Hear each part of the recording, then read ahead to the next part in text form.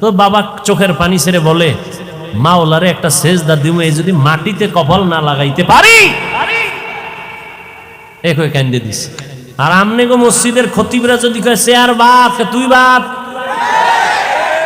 কি ঠিক নি? আহা, আচ্ছা আমনের মাজায় সমস্যা, হাঁটুতে সমস্যা, একটু উঁচা জায়গায় বইয়ে পড়বেন, এই তো। তো একটা টুল মিলিত হয়, হাতাওয়ালা দামি চেয়ার, আবার স্প্রিং লাগাই লইছে নিচে দিয়া ঘুরে।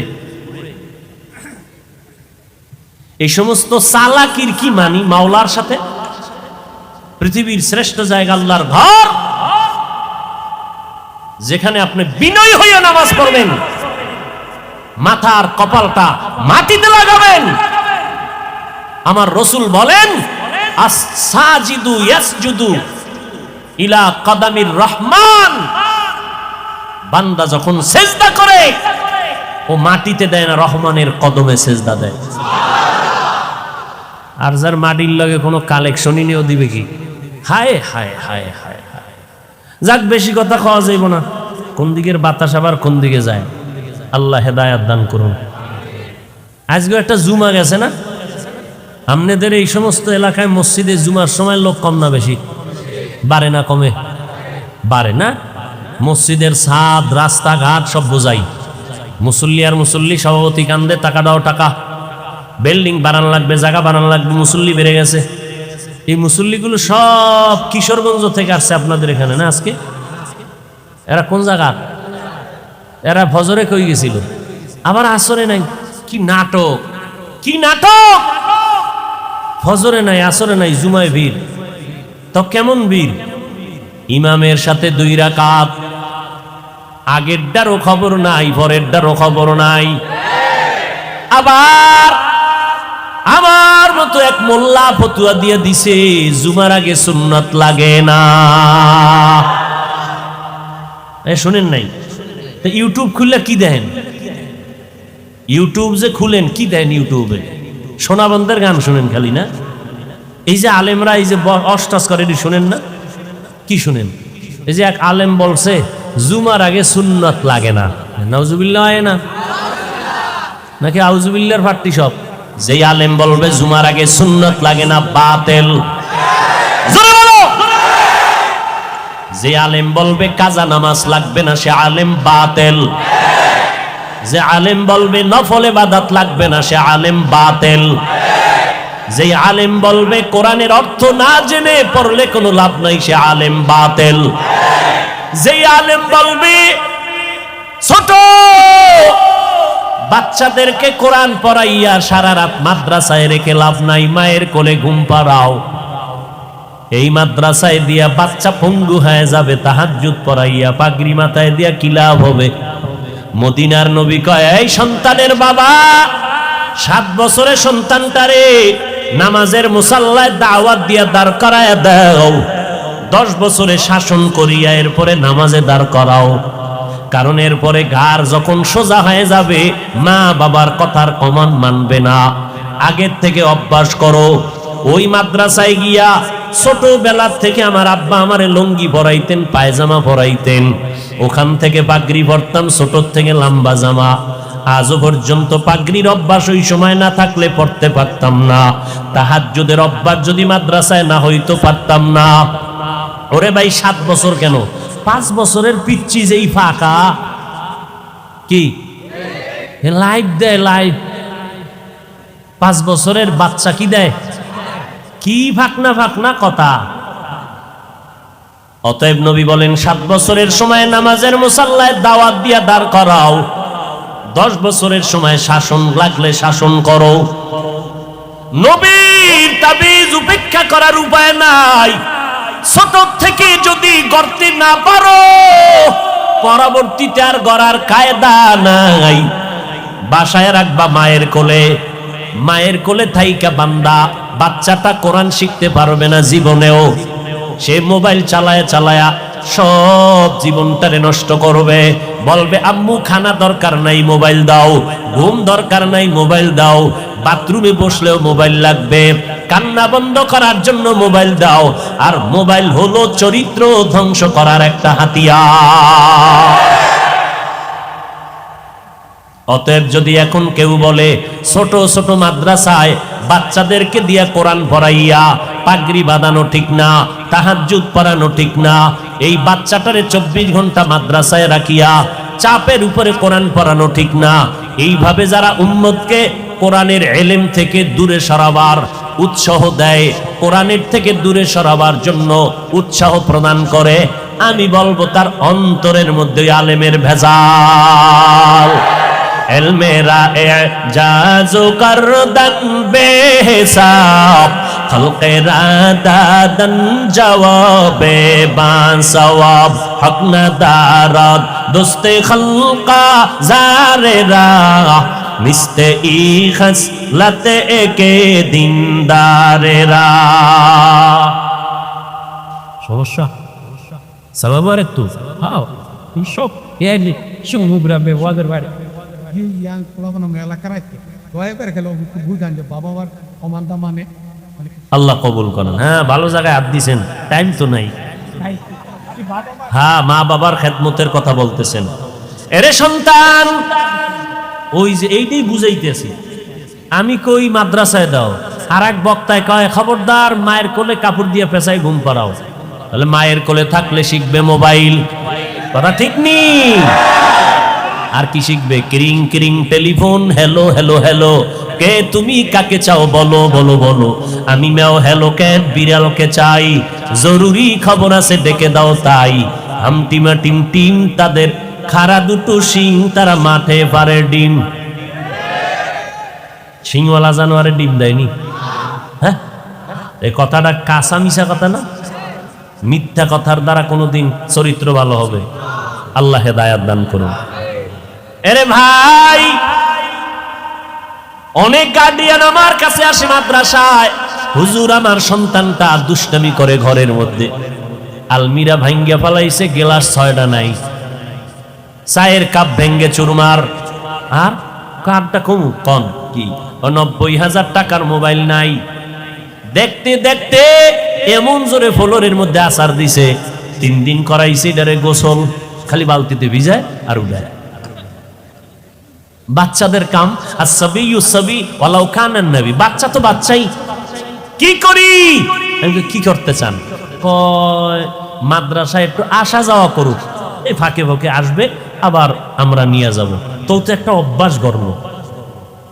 এই অবস্থায় যদি কাটা গায়ে লবণের সিটা দিয়ে কয় মাদ্রাসায় ছাত্রদেরকে এই এই এই হ্যাঁ, টুকটাক অপ্রীতিকর কিছু ঘটনা হতে পারে। আরে ভাই, এখন তো ফিডাফিডি নাই। স্কুলে যারা পড়ছেন মুরব্বীরা, কি ফিডাটা যে খাইছেন। আমার এক চাচায় কয় এমন ফিডা আমার একটা দিছে, ওই ফিডার চড়ে যে দৌড় দিছি ডাস্টার মাইরা, সারের গার উপরে ভরে নাই, এমন দৌড়। ওদিন থেকে স্কুল তালাক। বুঝেন নাই? খেজুরের বিশাল বড় বাই, 6 হাত লম্বা, সেই সময়ের পিঠা খেয়ে যারা ধৈর্য ধরেছে তারা আজকে দামি দামি মানুষ হয়েছে, দুনিয়ার লাইনে আখেরাতের লাইনে। যাক, পিঠাফাটির দরকার নাই। কমলমতি শিশু বাচ্চা, এদেরকে আদর আপ্যায়ন করে আমরা এদেরকে যতটুকু সম্ভব শিক্ষা দিব, কথা ঠিক না? এরপরও আমাদের সব মাদ্রাসায় বিষয়ে হুঁশিয়ারি সংকেত আছে। কোন ছাত্রের হাতের তালুতে 2-1টা প্রয়োজনে দিবেন, তাও ওজনটা কেমন হবে? আপনার রাগ আছে 90, কিন্তু ওর হাতের বাড়ি দিতে হবে মাত্র 5%। ওই 90-এর রাগ দিয়া বাড়ি দিলে আমিও সইতারুম না। যদি দেন, আল্লাহর আদালতে জালেম হইয়া হিসাব দিতে হবে। স্পষ্ট বলছি হুজুরদেরকে সেদিনও মিটিংয়ে, যে স্পষ্ট আল্লাহর কাছে জালেম হবেন, জালেম। এরপরও টুকটাক যদি কিছু হয়, এটা পাবলিকের বললে কি আলেমের সম্মান বাড়াইলো? ওই আলেম পাবলিকের সামনে এই সমস্ত কথা বললে কি মানুষ আলেম ওলামাদের প্রতি ভক্তি বাড়বে না ভক্তি নষ্ট হবে? তাহলে এই সমস্ত আলেমদেরকে আমরা পরিপূর্ণ আহলে হক মনে করতে পারি না। এদের অন্তরে ঝামেলা আছে, এরা শুধু ফেতনা বাজায়, সমাধান দিতে পারে না। যাবেন মসজিদে নামাজ পড়বেন, সেখানের মধ্যেও ফেতনা। কি ভাই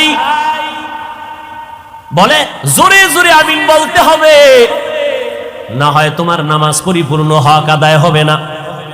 নাবির নিচে হাত বাঁধলে হবে না, বুকের উপরে লাগাও। ও ভাই, তুমি বুকে হাত বাঁধো, আমগো কোনো টেনশন নাই। জোরে আমিন বলো, কোনো টেনশন নাই। মক্কা শরীফ যারা গেছেন, মদিনায় গেছেন, মক্কায় হজে গেলেন, ওমরায় গেলেন, হাজারো লাখো মানুষ নামাজে দাঁড়ায় গেল, একটা টানা 1.5 ঘন্টা ঘুমাইছে। একামত যখন হয়ে গেল, দাঁড়ায় হাত বাইদে রেডি। একটা নামাজে দাঁড়াইছে, মোবাইল আইছে, মোবাইল পকেট থেকে বাইক করে হেলু, নামাজের ভিতরে হেলু। এরপর কি জানি হেন্দ কইছে, আবার চলা চলা, নামাজের ভিতরে আছি, কাইটে কুইটে পকেটে তুই আবার জায়গায় খারাপ হয়ে গেছে। আর একটা দেখলাম নামাজে দাঁড়াই টাড়াই রুকু টুকু দিল, শেষ দেয় যাওয়ার আগে পকেট থেকে কি যেন বাইর করছে। নামাজ পড়ে দেই একটা কাঠ, বিশাল এক কাঠের টুকরা, কিও সারা দুনিয়াটা ইবলিস সেজদা কইরা নাপাক করছে, আমি কই দেব, এজন্য কাঠের উপরে দিছি।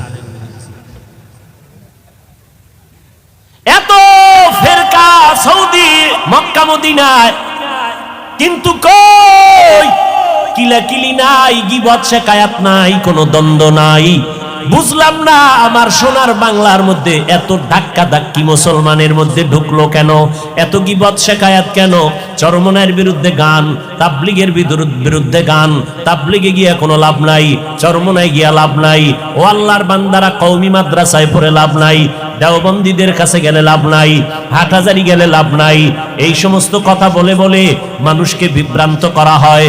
আমি এক ওয়াজে বললাম, আপনার কথা আমি 1 মিনিটের জন্য মেনে নিয়ে বললাম, খোদার কসম চরমনাই যাব না, তাবলিগেও যাব না, উজানিও যাব না, বাহাদুরপুর যাব না, নানুপুরেও যাব না, কোন পীরের দরবারে যাব না, তাবলিগেও যাব না, দেওবন্দে যাব না, কওমি মাদ্রাসায় যাব না, হাটহাজারি যাব না।